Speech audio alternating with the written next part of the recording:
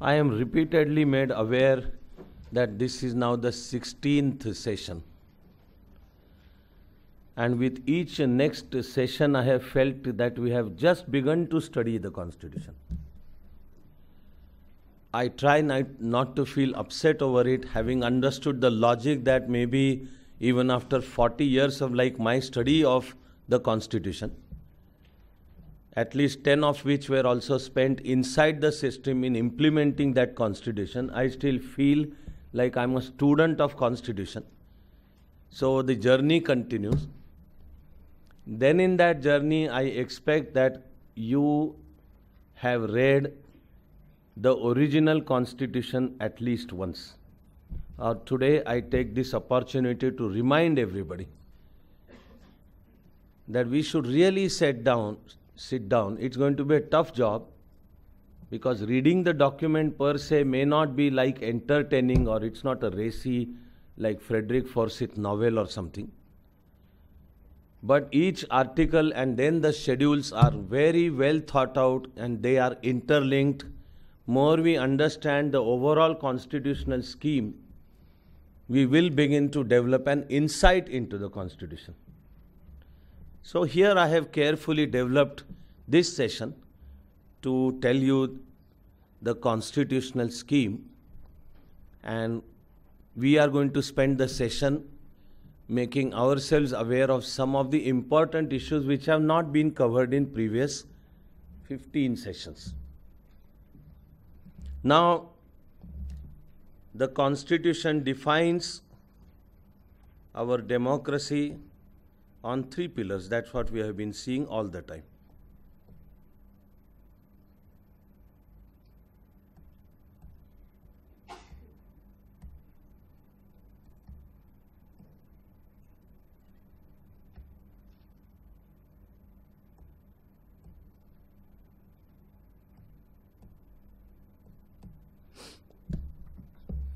When you take a look at the Constitution, you will see that after part 3 and 4, that is fundamental rights and directive principles, the Constitution embarks on explaining the structure at union level.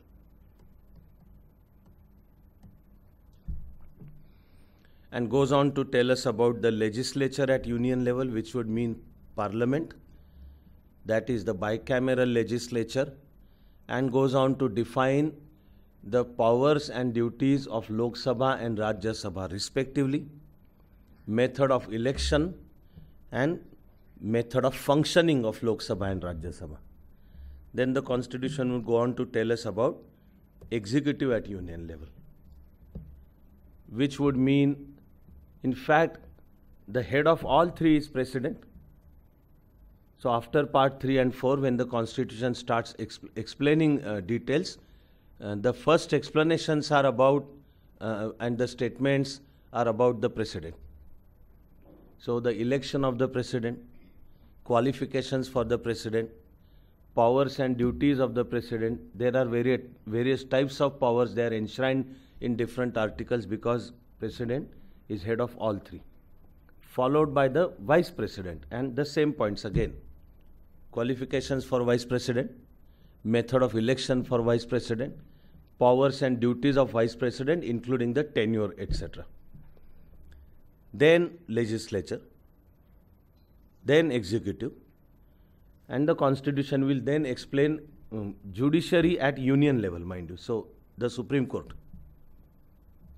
Having done all of it, then the Constitution comes to the state level. And repeat. So starting with governor, I repeat,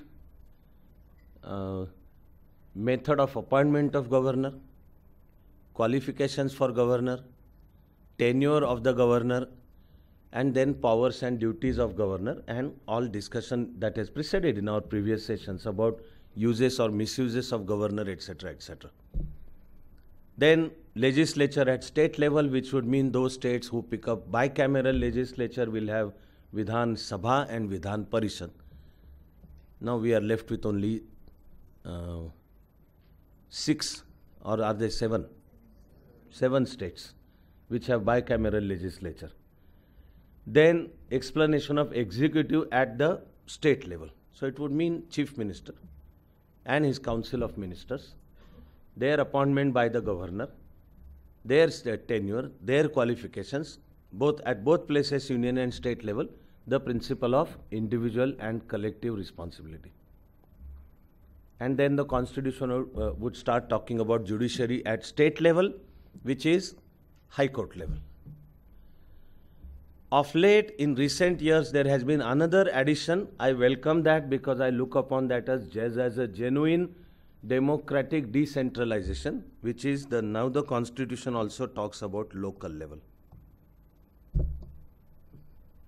There are actually no legislative powers at local level, but there is Gram Panchayat, there is Taluka Panchayat, there is Jilla Parishad. For municipalities, there is general body, which is like informal, not formally, but it's informal legislature at local level.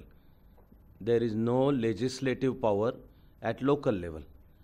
And then there is executive power. So the 73rd and 74th constitutional amendment, original reference to Panchayat Raj and local self-government institutions in the fourth part, and now various laws that govern the functioning of local self-government institutions. So there would be Bombay Provincial Municipal Councils Act for Maharashtra. Then Maharashtra Municipalities Act, wherein municipalities have been divided into 3 classes called ABC. And then each one, including Jilla Parishad and municipal bodies, will have committees, out of which the standing committee would be most important. And there is Public Works Committee, there is Education Committee, there is Health Committee. After 73rd and 74th Amendment, we have now Mahila and Bal Vikas, Women and Children Development. There is also a component called Tribal Sub-Plan. And there are rules which say that 15% of the budget in designated districts should be reserved for development of tribals. That is what brings us to the next part. I'm choosing to call it the miscellaneous part of the Constitution. So various tribunals, various councils, various other constitutional commissions and committees and their powers and duties and tenure, qualification for appointment for all of them. I hope you have begun to see that I'm about to suggest everyone to prepare this kind of a chart on a double spread page. So if you prepare this chart, imagine a full double spread, big page.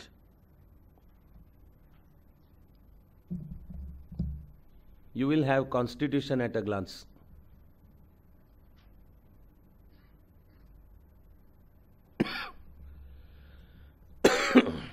If only in the requisite like bracket, you just go on mentioning the concerned article and what that article talks about in barely like 2-3 words.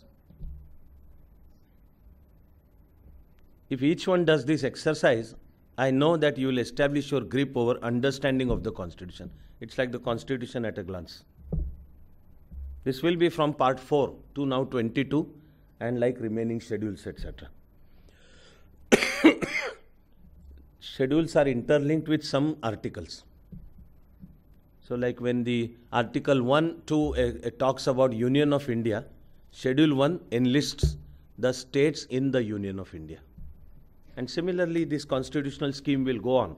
So I'm suggesting everyone, like I already did way back when we started our study of the Constitution, and today I repeat again, that for deeper understanding of the Constitution, every one of us must carefully, quietly, hopefully, peacefully, and with a happy mind, sit down with the bare text of the Constitution and very quietly go on reading every single word from We the People to the 11th, or is it 14th now? 14 schedules? Right? How many schedules? 11? 12. So from We the People to all the articles and then finally all 12 shall read every single word. That will build, create, that will construct the neural network inside our brain.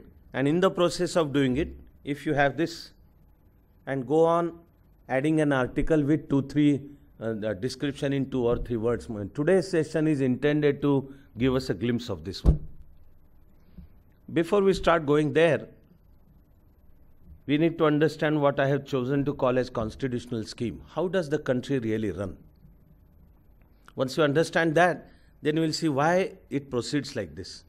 Why the sequence is that after stating what is India and the citizens, then the most important part being fundamental rights and directive principles, then the constitution begins to talk about legislature, executive, judiciary, respectively at the union level, the state level, the local level.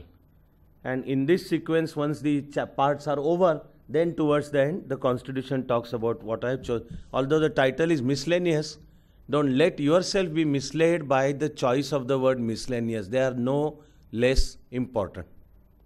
For example, something we may see tomorrow, or I hope day after tomorrow, or maybe sometime in 21st century, where constitution is going to survive, I know. Election Commission is one of the most important constitutional bodies. That happens to be at Article 324, which is like in this so-called that miscellaneous. So don't underestimate all of them. Each article is important. There is a reason why it is there. There is a reason why India's constitution is the longest written constitution, the biggest in size, etc. But this one, you will begin to see how the country runs. You will actually begin to see that at the top indeed is the constitution. That's the essence of it all. Everything that happens in India, especially in public life, has to be related to the constitution this way or that way. Prime Minister said some time ago, Constitution is my religion. This may have been his response to the charges against him that is he a communal person, is his ideology a communal ideology, blah, blah, blah. And the political points still continue. In his saying that Constitution is my religion, I think he is saying many things simultaneously. On one side, it is like for thousands of years, India is centered on the concept of dharma/dhamma. And it is seen that there are some eternal parts called as Shruti. They are eternal, they are timeless. But given each epoch of history, some sensible people, some selfless, some truly devoted people have to sit down and write the Smriti for each age. So the Smritis may go on changing. There may be Yajnavalkya Smriti and then Manu Smriti and then Devala Smriti, etc. So India understands that while the eternal soul of India continues, we need a new like Smriti which defines modern religion. And let nobody have any doubt that now it is the Constitution prepared by those 292 selfless people, most of whom were freedom fighters belonging to all ideological colors, all regions, all religions, all caste, all classes, all languages, all everything. So it assumes a representative character even while the Constituent Assembly was actually indirectly elected. Constituent Assembly was not directly elected. So saying Constitution is my religion is like saying that whatever happens in this country, again, especially in public life, has this way or that way to be related to the Constitution. There has to be constitutional sanction to whatever that happens. So it is Constitution at the heart. Then you will see that based on the Constitution, various laws are passed. And the powers and duties are then defined in the Constitution.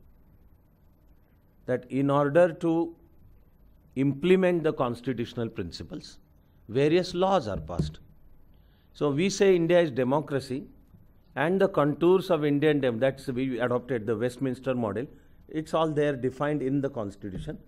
And then Constitution creates the commission in form of election commission, saying Article 324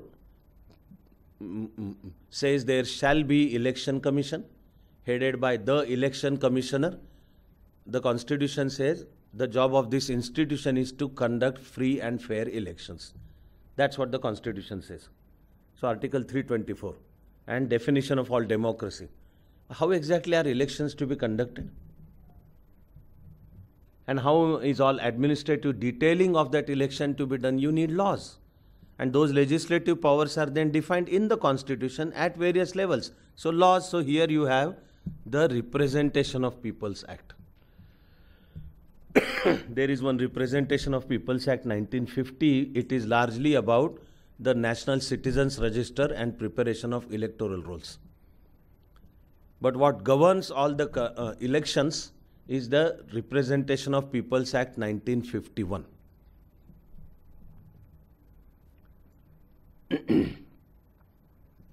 Then for implementing those laws, you need government departments. Various departments come into existence.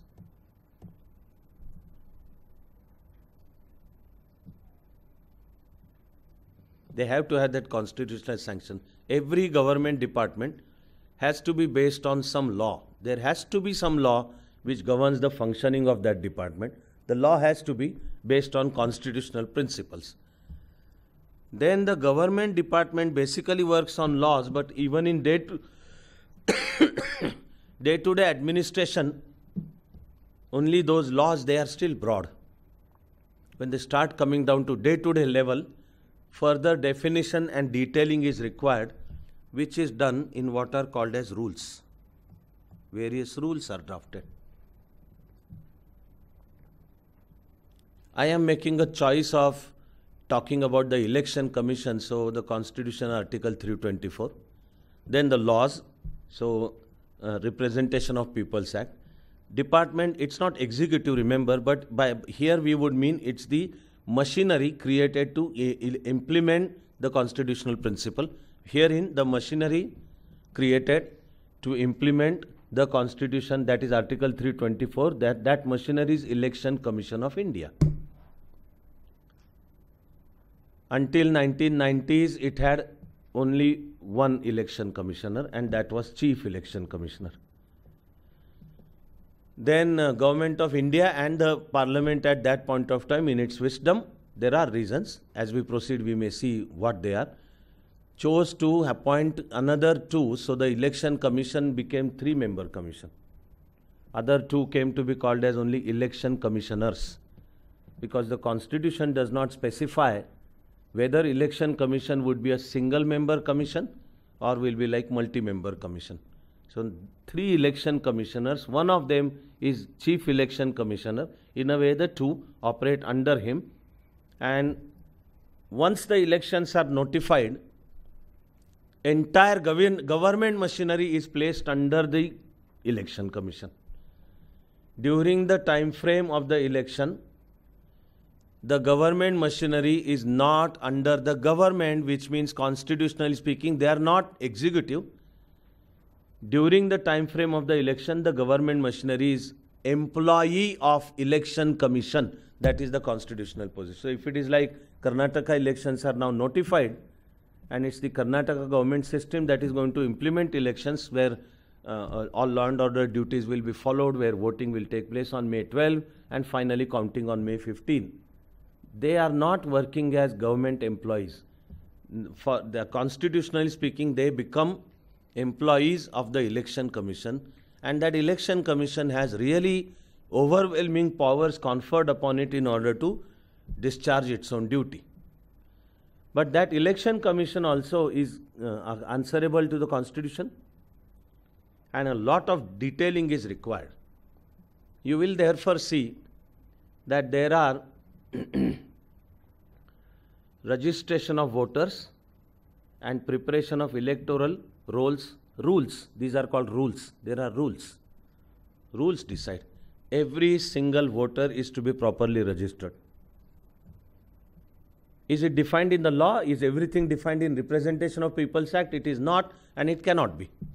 And certainly all such details, then the Constitution itself will go on becoming like infinite number of pages. Constitution is the essence. Based on each essential principle, you have a law. And then a machinery to implement that law. And when that machinery starts functioning on day-to-day basis, that machinery needs a lot of detailing. Like what a stupendous work. Visit every home, enlist every single voter. At the start, the voter was above age 21, and then Rajiv Gandhi brought about a change in 1985 and brought the voting age down to 18. It's not a simple job, mind you. And later on, unquestionably, India's greatest election commissioner T.N. Seshan undertook the task of preparing voters' ID card, which again, because of the constitutional complications themselves, remained incomplete. And we are still at it now. There is Aadhaar card, again based on constitutional principles and laws passed, and then the authority coming into existence to prepare Aadhaar cards, and finally now Aadhaar. It's all, I hope you begin to see the constitutional link. You need the rules. So there are this longish sounding, but I told you the exact name: registration of voters,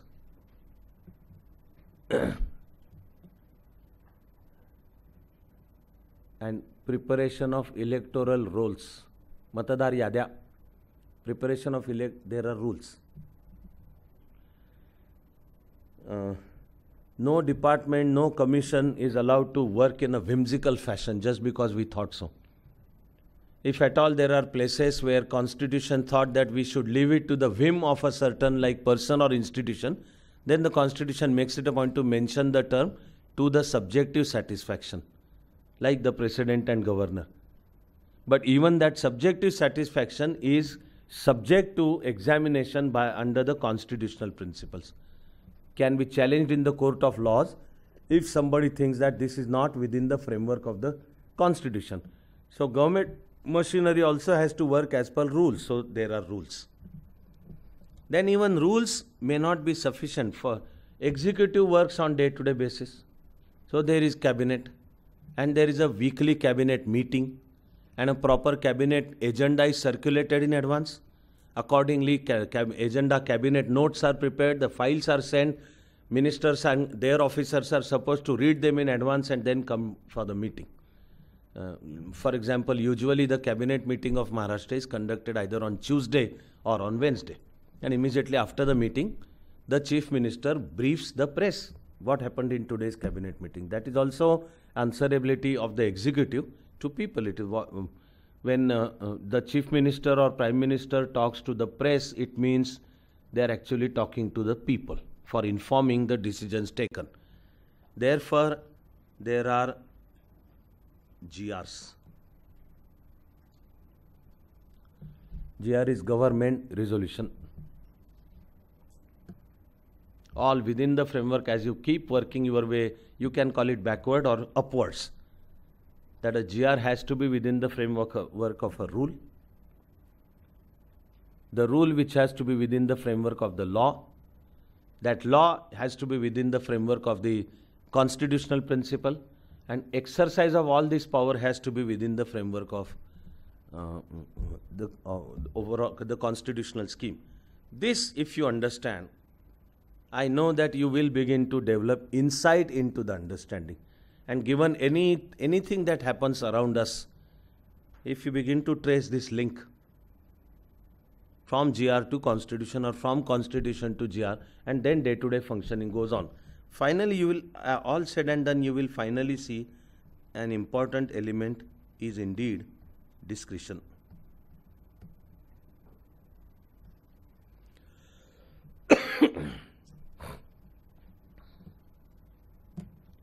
Finally, based on all this, those people who finally, MLAs and MPs as legislature, and government officers or cabinets at both level as executive, and judges and High Court and Supreme Court judges and various judicial committees, inquiries, etc., it is finally that wisdom that is reflected in Ambedkar's comment at the time of dedication of the Constitution to the country.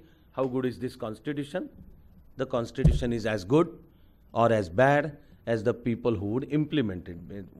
I already started out by saying that what I read in Ambedkar's comment is that we have done our best, But finally, people who are going to sit in those constitutional positions, it's up to their character and their competence that the system will finally deliver. Based on this outline, I have indeed prepared very carefully. This is going to now sound like slow news reading. But I know that somehow most of you, I hope you don't get bored. That's my usual criteria. But it's also about going into the depth. So when the Constitution starts talking about union legislature, the Constitution starts with President, the institution of President. Various articles pertaining to the President are from Article 52 to Article 62.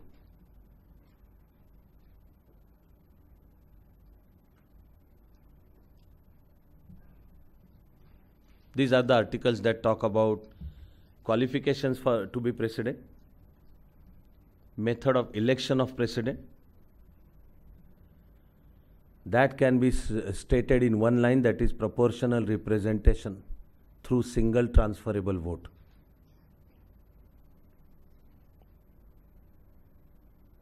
Under Indian system, President is indirectly elected. All the members of both houses at union level, so Lok Sabha and Rajya Sabha, and state legislatures are the electors. They form the electoral college. Value of each vote is determined. There is a formula for determining that. Total population of the state divided by total number of members from that state multiplied by 100 is the value of each electoral vote. And for presidential election, it's not like each member of respective houses just goes to the booth and puts his or her stamp in front of the name of his or her choice. That's not how it works. It is single transferable vote. So the voters register their preferences, that this candidate is my preference number 1, then preference number 2, 3, depending on as many candidates as would contest the election. When the counting happens, first preference votes are counted first. And in this system of election, the winning candidate has to have 50% plus 1 votes of the valid votes polled. Imagine a situation where in the first preference votes, no candidate has more than 50% plus 1 votes of the valid votes polled. Then the counting goes to the second preferences. It's the second round. And if required, the third round. In entire post-independence elections of our presidents, there has been only one time when the issue was not settled in the first round itself. All other presidential elections have been settled in the first round itself. This was 1969, when the official candidate of Congress was Neelam Sanjeev Reddy. But Prime Minister Indira Gandhi was at loggerheads with the Congress organization, which was dominated by the group which was known as the Syndicate Congress. That consisted of Kamraj from Tamil Nadu, Sanjeev Reddy himself from Andhra, Nijalingappa from Karnataka, and Morarji Bhai Desai from Gujarat, and S.K. Patil from Maharashtra. 5 seniors, very close colleagues of Pandit Jawaharlal Nehru. Age-wise, experience-wise, they could be like father figures for Indira Gandhi. But there was political tussle between the two that eventually led to the first ever post-independence split in Congress in 1969. This was the Bangalore session, the annual session of Indian National Congress at Bangalore, where there was a vertical split in Congress. It was during this election that Congress had picked up Sanjeev Reddy, Neelam Sanjeev Reddy, a freedom fighter, a very capable person, as the official candidate of Congress party. But Indira Gandhi picked up V.V. Giri. Again, another labor leader, a freedom fighter from Andhra itself, Varahagiri, Venkat Giri. So he is known as V.V. Giri. He fielded his nomination as independent candidate. And Indira ji travelled all over the country talking to the legislators in each state. She gave a clarion call for conscience vote. Conscience vote means, I'm not asking you to vote for the party candidate, conscience vote. It actually means don't vote for the party candidate, vote for the candidate I'm asking you to vote for. That was independent candidate V.V. Giri. And then the Grand Alliance, as I have already explained in previous sessions, all non-Congress, non-communist parties had come together to form the Grand Alliance. They had fielded the great, the illustrious Chintaman Rao Deshmukh, one of the greatest ICS officers, one of the best economists of India, the first Indian governor of Reserve Bank of India. And in spite of many serious differences of opinions, Pandit Jawaharlal Nehru himself had invited Chintaman Rao Deshmukh to join the first cabinet of independent India. So Chintaman Rao Deshmukh also was the first finance minister of independent India. On the question of Sanyukta Maharashtra, he had tendered his resignation, a great figure. So the Grand Alliance had picked up Chintaman Rao Deshmukh as presidential candidate. This is the only election in which there was no decision in the first round. It had to go to the second round, and eventually V.V. Giri became the president. So all these articles from like method of election, qualifications for president, age 35, person of sane mind, no tax recovery pending, no offences, etc. Those are like age 35 would mean such a person has to have some experience in public life. These are the articles talking about, article from 52 to 62 and then 73, article 73 also. The crux of the matter is powers and duties of the president.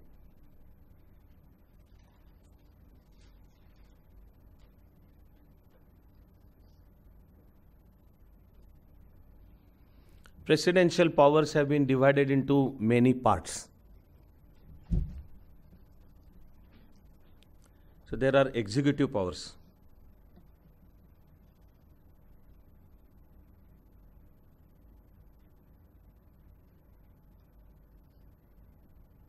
Articles related to executive powers of the president are as follows. It's Article 74. 77, 124,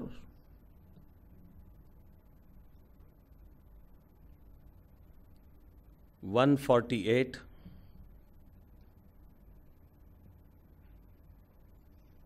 155,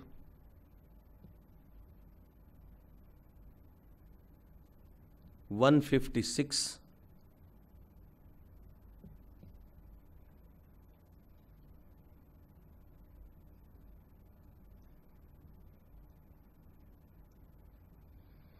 I'm also mentioning some of the articles pertaining to various powers of the president, then I'll tell you various types. So further articles are 217,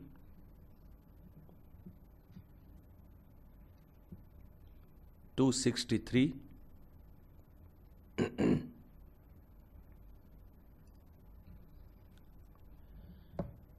280,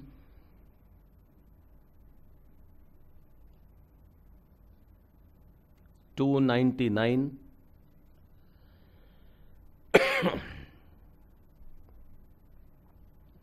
316,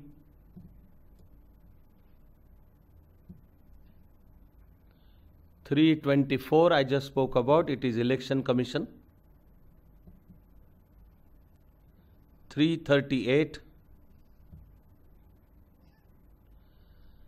and 344 for the time being. I'm going to like kind of make a choice of mentioning only these articles. So one type of presidential power is executive. Another one is military. That power is defined under Article 53.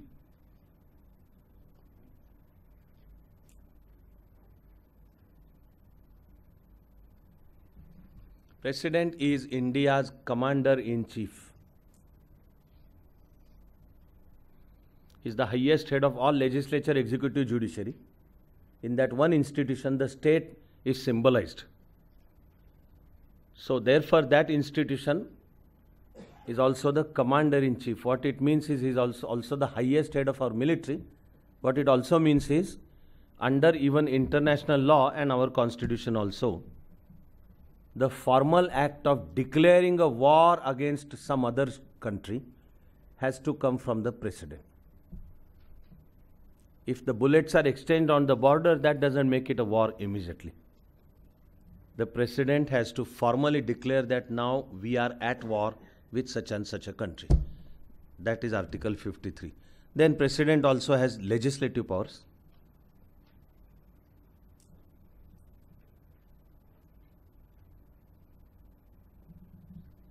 Then there are some power called as rule-making powers. The rule-making powers of the president.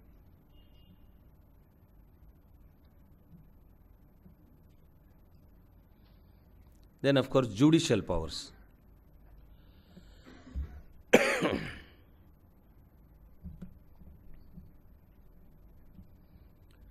Next important type is emergency powers.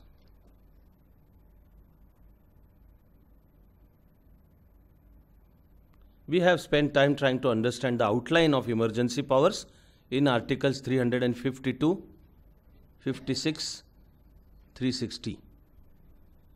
These articles define three types of emergencies, but there are intervening articles, like there is Article 355, a directive can be issued. So these are emergency powers. President also has financial powers.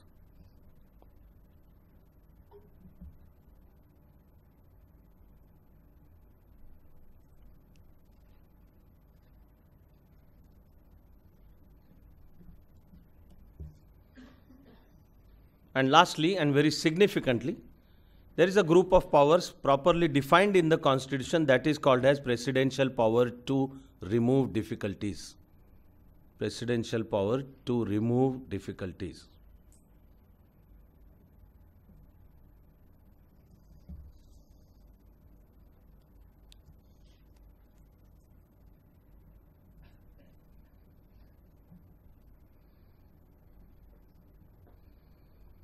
I find this to be very intelligent, because I'm sure you will understand that no written word ever can take care of all situations. Nobody can sit down and foresee all kinds of situations in the future. So there is an arrangement for a thing called residuary powers that we'll once again mention when we talk about the executive. 7th schedule, lists and topics under the power of the union, authority of the union, concurrent and state. Can we foresee all such possibilities? There was no genetics in 1950.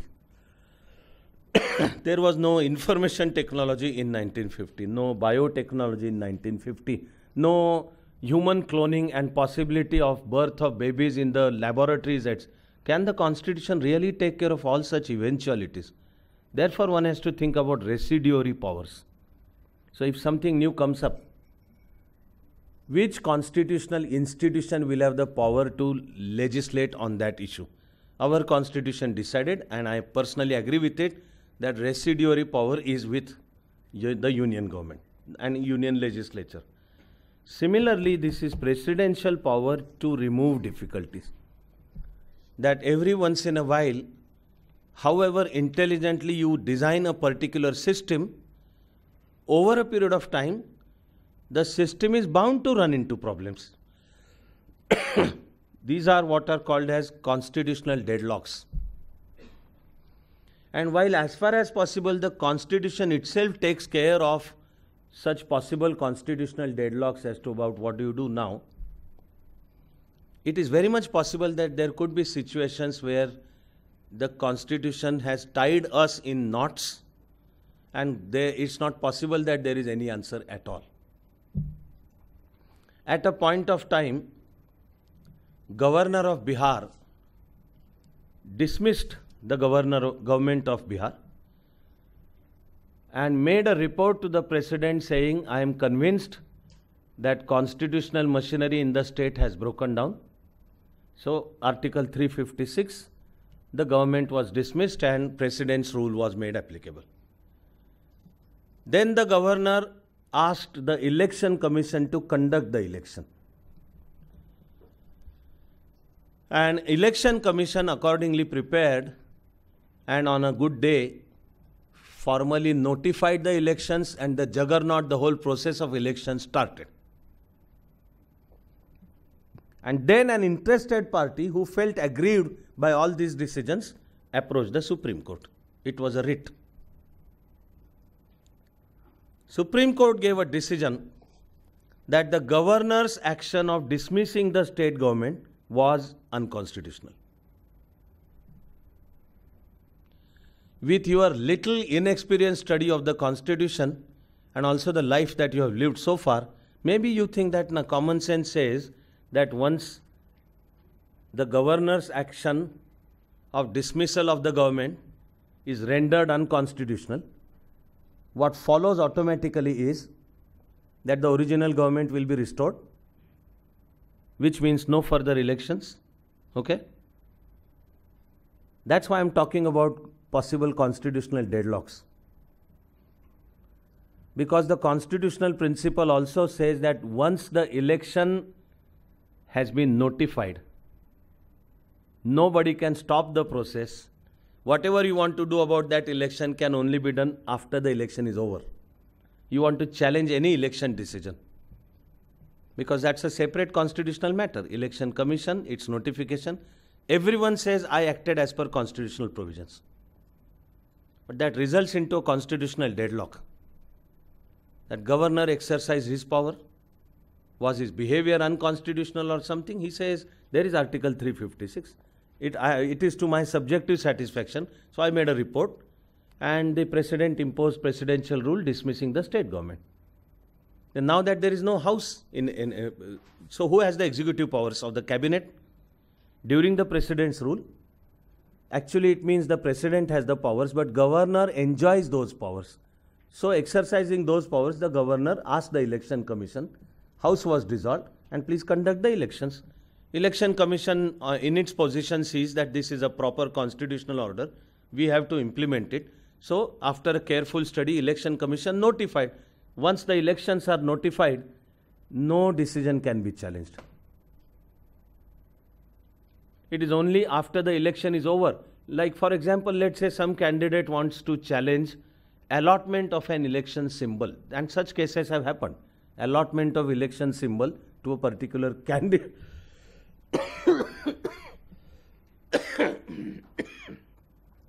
Allotment of election symbol to a particular candidate or a particular party. Once elections are formally notified, no such challenge can be entertained in any court of laws. All such challenges have to be after the election is over. So they go to the High Court. High Court first and then Supreme Court. So Supreme Court gave a decision that governor's action was unconstitutional. But now that the house is dissolved and elections are on, they can't be stopped halfway through. Here you at least have a decision, however questionable every once in a while. But it is inbuilt in human life itself to create really impossible deadlocks. So we have document of annexation for integration of princely states. But Maharaja Hari Singh continues to refuse to sign it, only on finding that Pakistani infiltrators are now on the banks of Dal Lake that he finally signed the document of annexation, which is controversial till today.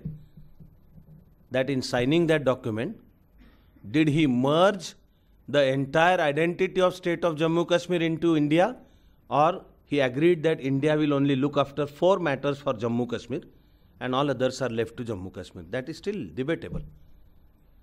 India took the question to United Nations. Then our Constituent Assembly was still functioning during that time when 4 members from Jammu Kashmir were co-opted.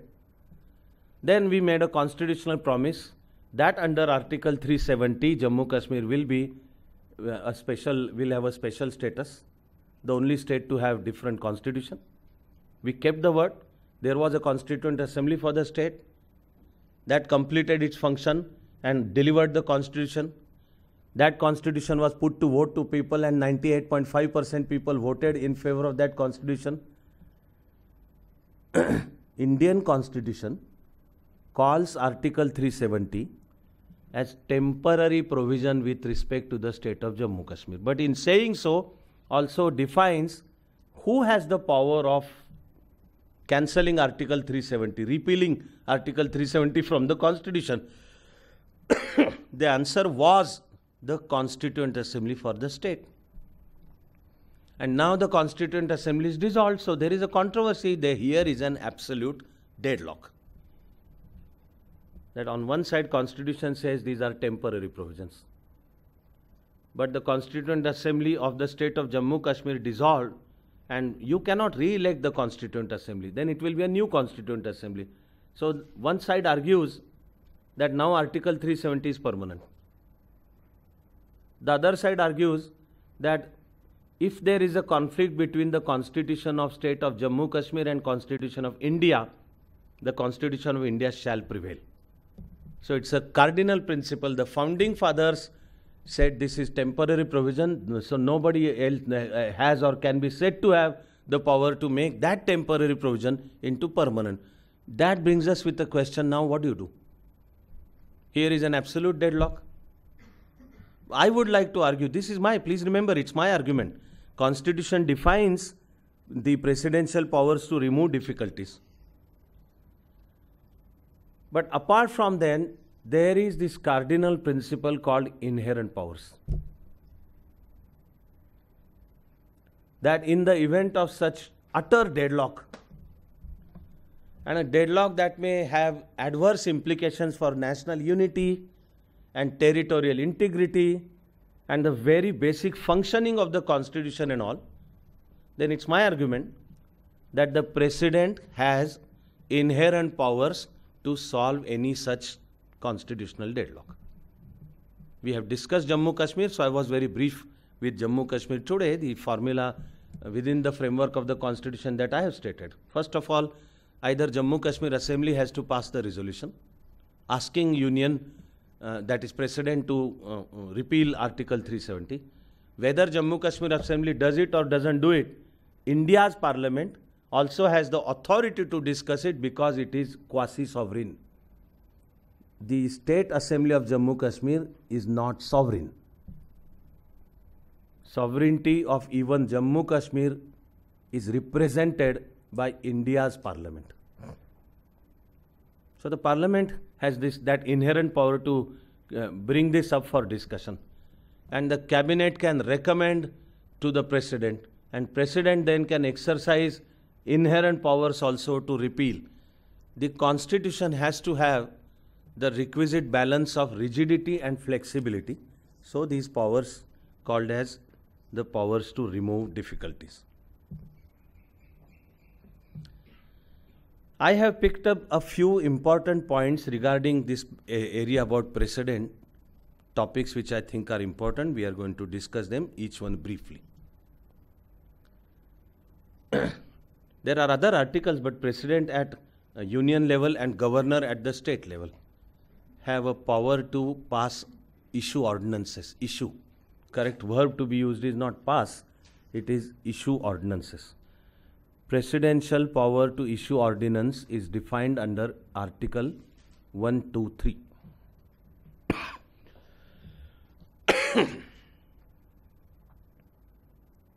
When the House is not in session, but a situation crops up where passing of a law is necessary, and the situation is so urgent that summoning the session, then the House coming together, and then the law to be passed also need not wait or that may have adverse impact on the country. In such a situation, the executive has been given the legislative powers. So the cabinet can pass a law with the prior sanction of the president if it is an ordinance to be passed at the union level, or governor if it is ordinance to be passed at the state level. That's actually a law. And therefore the principle that every such ordinance has to be voted by the houses within less than 180 days from the date on which president/governor signs the ordinance, failing which the ordinance will automatically lapse. As usual, I will say that this single topic is worth 2 hours for even a summary. We want to study ordinances and good and bad use of ordinances and various examples at national and state level. The summary will take 2 hours. I'm not going to do that right now, as you know. Then a very significant issue that has been discussed in the country during this decade, the decade that is on, that is the presidential power to pardon.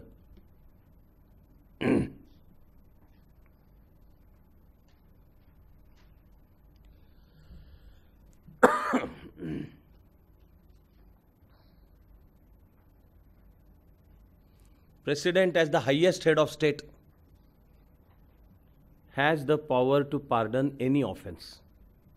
So in the normal way, the judiciary will function, and there is all Indian Penal Code and Civil Procedure Code and Criminal Procedure Code and Indian Evidence Act, etc., etc.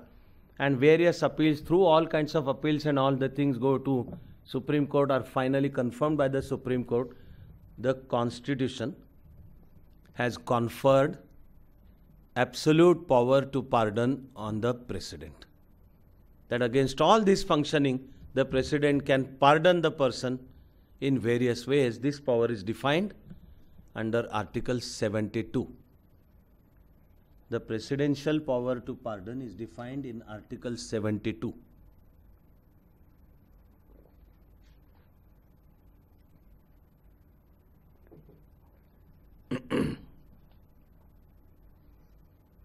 There is a corresponding governor's power to pardon,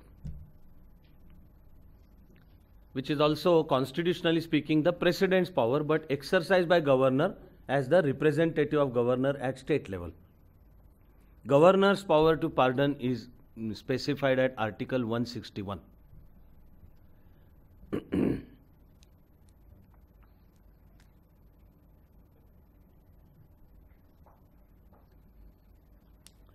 The famous case in point is Afzal Guru, and later on Ajmal Kasab also. Afzal Guru was clearly proven to have masterminded the terrorist attack on our parliament in December 2001. Confirmation holding him guilty and sentencing him to death finally happened at Supreme Court level in 2005.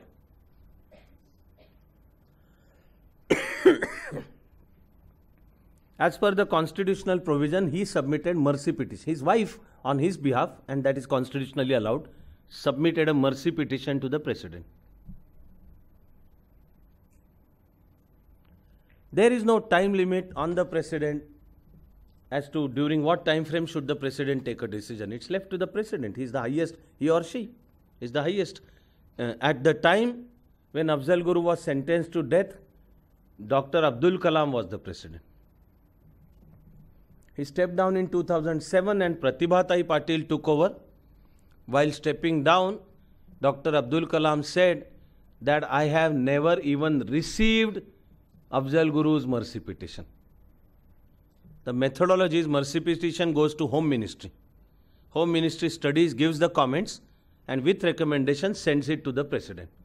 Supreme Court had decided and confirmed the death sentence in 2005. By the time Dr. Abdul Kalam stepped down as President in 2007, he had not even received Afzal Guru's mercy petition. Pratibha-Tai Patil was very busy for all 5 years that she couldn't decide on Afzal Guru's case. She completed her entire tenure by 2012 and still did not, took no decision. That is how Pranav Mukherjee, with all due respect, was like, so to say, kicked up. Actually, he should have been India's Prime Minister. Going by democratic norms, he was the senior most one. But like, ease his way, make him into a president. And by that time, things had hotted up. Afzal Guru's sentence had turned into a political issue. One section arguing very heavily that government is not acting upon it because of minority pampering policies. So finally, Pranav Mukherjee rejected his application and Afzal Guru was like hanged post haste. His relatives, etc., were not informed, etc., etc. President has the power, has unbridled power. Presidential power to pardon is unrestricted. So much so that on exercising that power, the president is under no constitutional binding to also explain the decision, why I either refused the pardon to somebody or did not refuse the pardon to somebody. Such pardon mercy petitions of like Rajiv Gandhi's assassins were pending. There are a couple of others also. On one particular case, this was a horrible rape case really. But after the sentence was confirmed in the Supreme Court, the death sentence for some or other reason was not carried out for like 9 years. And then Supreme Court took a decision that you did not carry out death sentence for 9 years, okay? Keeping the guilty person imprisoned for indefinite amount of time after death sentence is pronounced on that person, the Supreme Court said this is torture. This is cruelty. And as executive, you were not even serious. We had done our job. We said sentence to death sentence. Death sentence was pronounced. Why didn't executive act upon that for almost 9 years? So the Supreme Court took a view that now the death sentence itself is to be commuted. And in its wisdom, Supreme Court turned that punishment into life imprisonment. So it's like keeping that accused, the guilty, in prison for 9 years after death sentence was pronounced was torture in Supreme Court's view. But now keeping the same person imprisoned for rest of his life is not torture, because death sentence is withdrawn. When you know that the sword is hanging on your sword and you are actually there, but it's a dead body. It's actually, even under law, a person sentenced to death is described as dead man walking. This is a term, dead man walking. It's like dead man walking. So the Supreme Court exercised its power, and in India that has now practically become the case law. When it comes to the president is not even required to explain.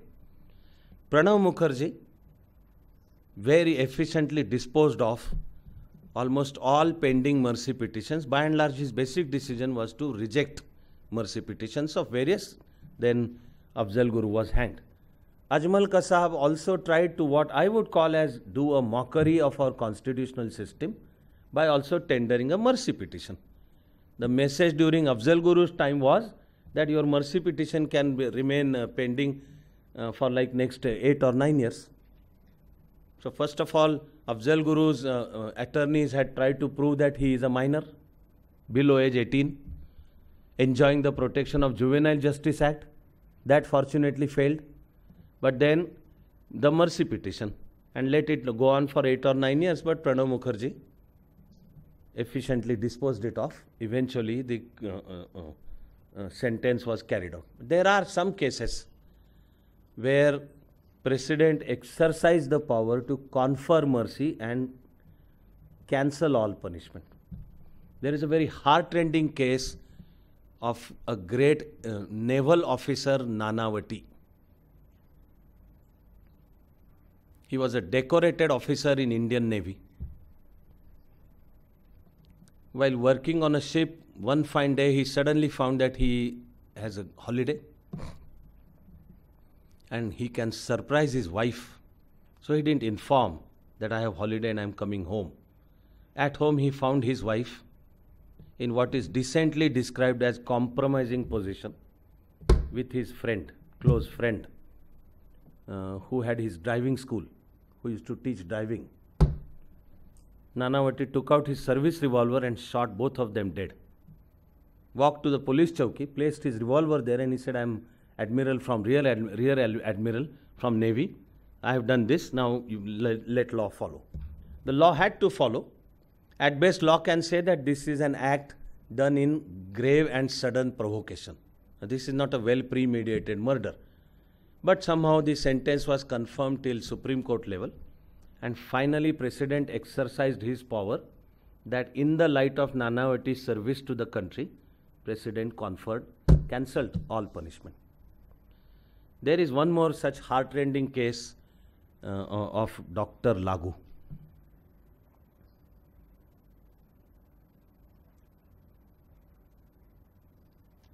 He killed his own female patient by administering a poisonous injection which can't be detected. She was a rich person, and this Dr. Lagu had his eyes on her wealth. But of course, to his misfortune, he was caught. There is a very fine sentence in jurisprudence that nobody can commit a perfect crime. And it is indeed true that you have to investigate deeper, but nobody can commit a perfect crime. So Dr. Lagu was apprehended, and right up to the Supreme Court, sentence was confirmed. Actually, when he was caught, he confessed all of it. He also stated that I made a big mistake and I deserve punishment, it's okay, etc., etc. Then he spent many years in jail, and then after that, the president used powers of presidential pardon to reduce his sentence. And eventually, over a period of time, he was released from jail, went into, he had incognito existence for a long time, and then a couple of years ago, he has passed away. So, president can do 4 things. There isn't a single version of presidential pardon. There are 4 things. President can grant reprieve in any form, some concession, in any form. So, one word is reprieve. Another word is respite. Again, in very many forms, like some accused with death sentence loses his mother or father and asks for the president's permission that I should be released to attend the last rites of my parents. That president has the power to grant such various kinds of things. Respite, remission,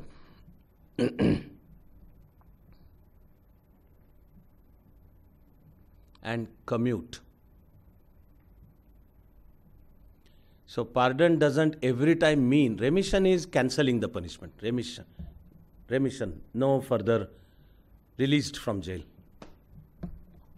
But commute means some change in the sentence. So instead of that sentence, convert it into life imprisonment. Or instead of life imprisonment with rigorous labor, convert it into simple life imprisonment. Or reduce the number of years. Or then declare that you were in jail for like 8 years. So under the powers conferred upon me under Article 72, I hereby declare that you have gone through your punishment. You can be released from jail. 4 types of pardons. Governor's powers are defined under Article 161. There is only one difference between the governor's power to pardon and president's power to pardon. The difference is death sentence. Governor is empowered to pardon all sentences except death sentence. If the judiciary has sentenced a person to death, then governor does not have power to pardon. That has to go to the president.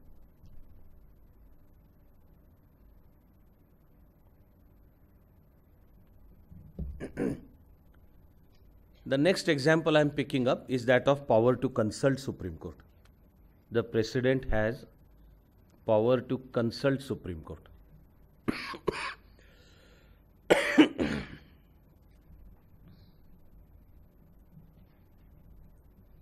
At a point of time, think about this vexed issue of Ram Janmabhoomi. The president had indeed consulted Supreme Court. In its wisdom, Supreme Court refused to intervene and do anything about it. And then later on, rest is history. Now the Babri Masjid Ram Janmabhoomi case itself is pending in the Supreme Court. Allahabad High Court had decided the case in 2010. And Allahabad High Court had said, this is Ram Janmabhoomi. Therefore, the legal owners and heirs are entitled to the piece of land. But in order to find a path for compromise, Allahabad High Court divided the piece of land into 3 parts, 2 of which go to the people related to Ram and Ram Janmabhoomi, and 1/3 was given over to the mosque. Then the Maulvi of that mosque, Hashim Ansari, he said, I don't even want that 1/3, let my Hindu brethren have it all. And in return for that, the Hindus in Ayodhya had said that, okay, let us have Ram Janmabhoomi here and let all of us together construct a beautiful mosque on the banks of river Saryu, etc. But unfortunately, in last 8 years, that's not how things have worked out. All India Muslim Personal Law Board went in appeal to the Supreme Court. AIMPLB was a part of the case, but Allahabad High Court unanimously held that AIMPLB has no locus standi. That in this case, AIMPLB doesn't have anything to, we are not going to. So what it means in colloquial terms is AIMPLB's case was thrown away. AIMPLB went in appeal.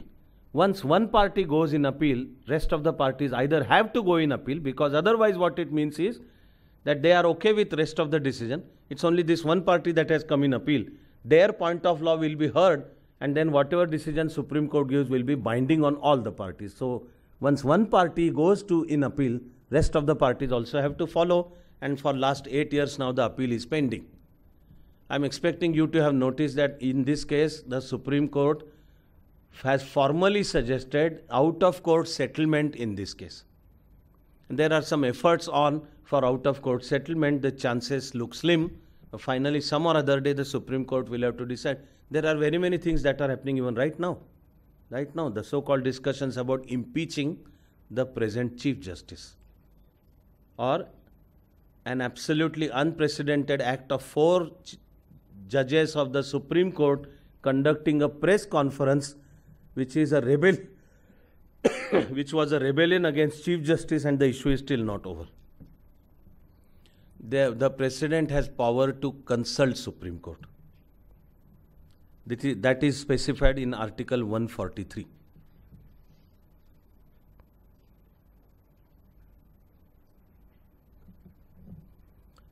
For the time being, finally, as far as President is concerned, there is this serious thing called impeachment.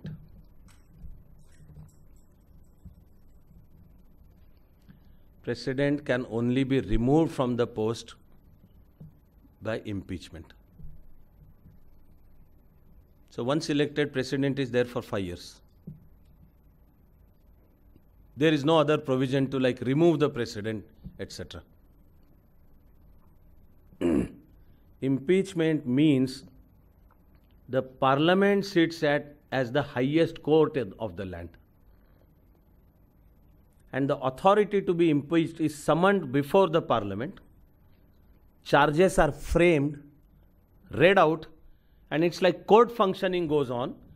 So the accused has all chances to present one's own case, testify, call witnesses, argue one's own case, and then finally the Parliament, the voting would take place.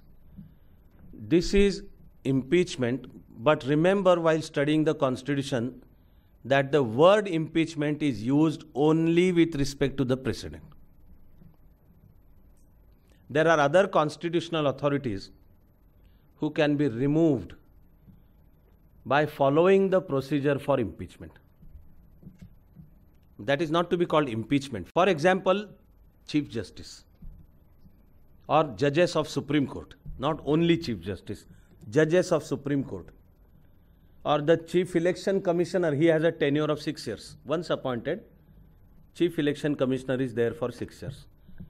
It is this that T.N. Session had used to the hilt and cracked a whip कि दुनिया याद करेगी. Once appointed, you can't touch the chief.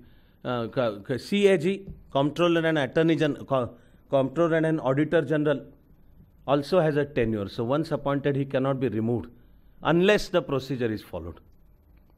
Vinod Rai, an IS officer, after he was appointed as CAG, used this again to the hilt to expose what came to be known as 2G scam and Colgate and very many other frauds that happened in our country. So impeachment, the term impeachment is only for the President.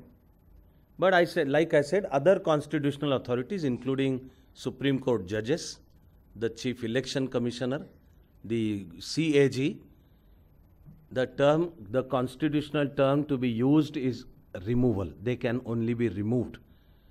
But the procedure for removal is same as procedure for impeachment. The term to be used is they can be removed by following the procedure for impeachment. So the provision for impeachment is specified under Article 61 and Article 361. This is impeachment of the President.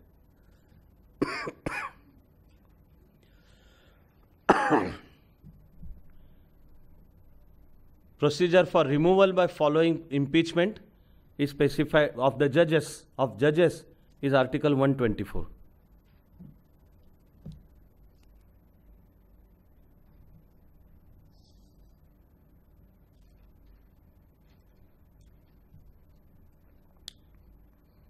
I'm making a choice of stopping over here today.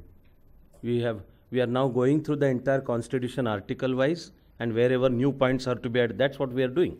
That's what we would go on doing for next 2 sessions, hoping that we thoroughly, of course, as always, enjoy and develop deeper, and we'll continue tomorrow.